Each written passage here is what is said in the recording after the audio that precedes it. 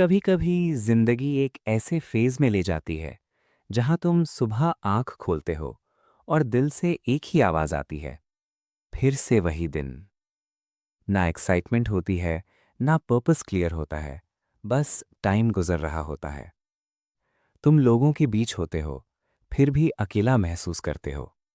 तुम हंसते हो, पर वो हंसी सिर्फ चेहरे तक होती है। अंदर कुछ टूट चुका होता है। और सबसे डेंजरस बात यह होती है, तुम इस फीलिंग को नॉर्मल समझने लगते हो। तुम बोलते हो, लाइफ ऐसे ही होती है, सब थक जाते हैं, ये फेज है। पर सच ये है, लाइफ तुम्हें स्लोली सफोकेट नहीं करने के लिए बनी है। तुम सरवाइव करने के लिए पैदा नहीं हुए, तुम जीने के लिए पैदा हुए हो। और जब तुम ये भूल जाते हो, तभी लाइफ स्टक लगने लगती है। ये स्टक फेज तुम्हारी पनिशमेंट नहीं है, ये तुम्हारी वार्निंग है। वार्निंग कि तुम अपने कंफर्ट जोन में बहुत ज्यादा देर रुक गए हो। वार्निंग कि तुम अपनी रियल कैपेसिटी से कम जी रहे हो। वार्निंग कि तुम अपनी कहानी छोटी बना रहे हो। तुमने कब लास्ट टाइम खुद पे काम किया था? सिर्फ पैसे के लिए नहीं, सिर्फ दूसरों को इम्प्रेस करने के लिए नहीं, पर अपने लिए। तुमने कब लास्ट टाइम सुबह उठ के प्राउड फील किया था? तुमने कब लास्ट टाइम खुद से बोला था, आज मैं अपना बेस्ट दूंगा? अगर याद नहीं आ रहा, तो ये वीडियो तुम्हारे लिए है। क्योंकि रीबिल्ड तब स्टार्ट होता है जब तुम रुककर सोचना शुरू करते हो, जब तुम ऑटो पायलट मोड से बाहर आते हो, जब तुम ये डिसाइड करते हो कि तुम एवरेज बन के नहीं रहना चाहते। तुम अपनी लाइफ को रिस्पेक्ट देना शुरू करते हो। सेल्फ रिस्पेक्ट कोई फीलिंग नहीं होती, सेल्फ रिस्पेक्ट एक हैबिट होती है।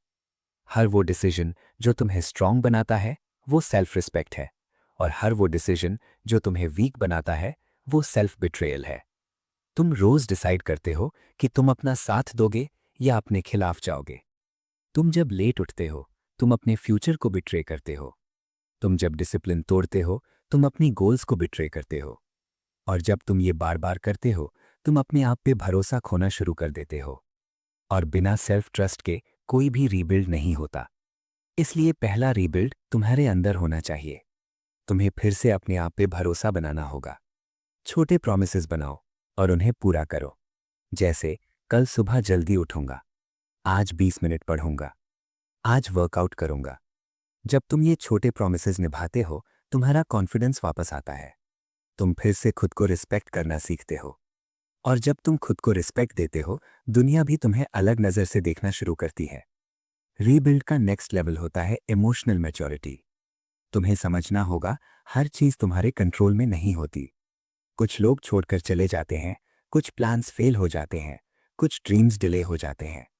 और तुम इन सब चीजों से लड़ते रहते हो। पर मैच्योर इंसान फाइट नहीं करता, एक्सेप्ट करता है। एक्सेप्टेंस वीक लोगों का काम नहीं है, एक्सेप्टेंस स्ट्रांग लोगों का काम है। क्योंकि जब तुम एक्सेप्ट करते हो, तब तुम एनर्जी वेस्ट करना बंद कर देते हो। और जब तुम एनर्जी बचाते हो, तब तुम रीबिल्ड पे फोकस कर पाते हो। तुम अपनी इमोशनल बैगेज को रोज उठाकर नहीं चल सकते। तुम्हें छोड़ना सीखना होगा। रिग्रेट छोड़ना, गिल्ट छोड़ना, पास्ट छोड़ना। पास्ट तुम्हारा टीचर हो सकता है, होम नहीं। तुम वहां रहने के लिए नहीं बने, तुम आगे बढ़ने के लिए बने हो। और जब तुम आगे बढ़ते हो, तुम्हें नया पेन मिलेगा। ग्रोथ पेनलेस नहीं होती।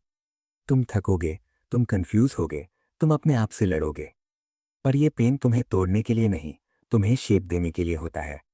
जैसे जिम में मसल टूट कर बनती है, वैसे ही स्ट्रगल से कैरेक्टर बनता है। तुम जब अपने कंफर्ट जोन से बाहर निकलते हो, तुम एक नई आइडेंटिटी क्रिएट करते हो। पहले तुम बोलते थे, मैं लेजी हूं। अब तुम बोलते हो, मैं डिसिप्लिन्ड बन रहा हूं। पहले तुम बोलते थे, मैं वीक हूं।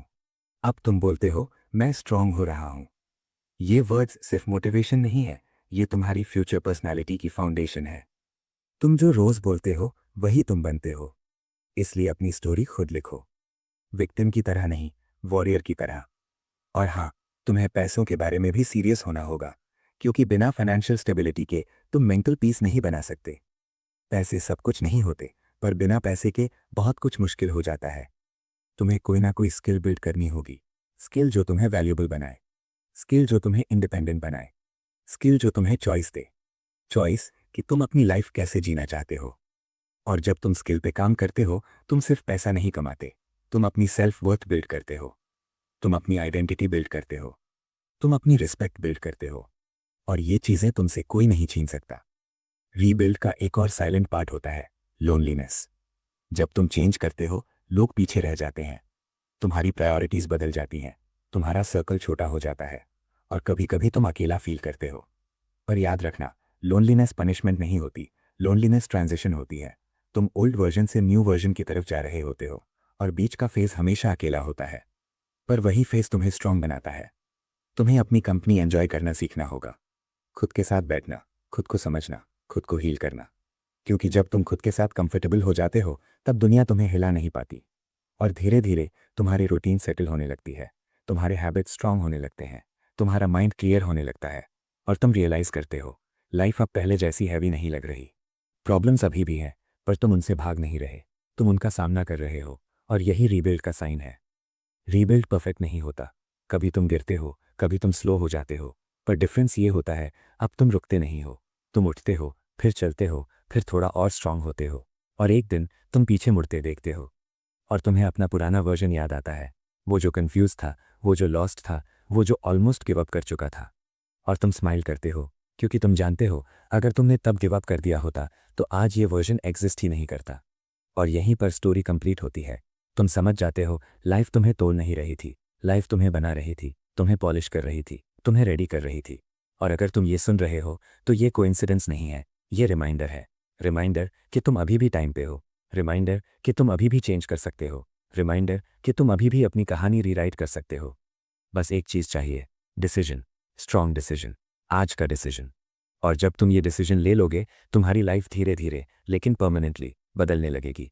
और एक दिन तुम अपने आप को देखकर कहोगे, मैं रुक गया होता, पर मैंने चला। और वही तुम्हारी सबसे बड़ी जीत होगी।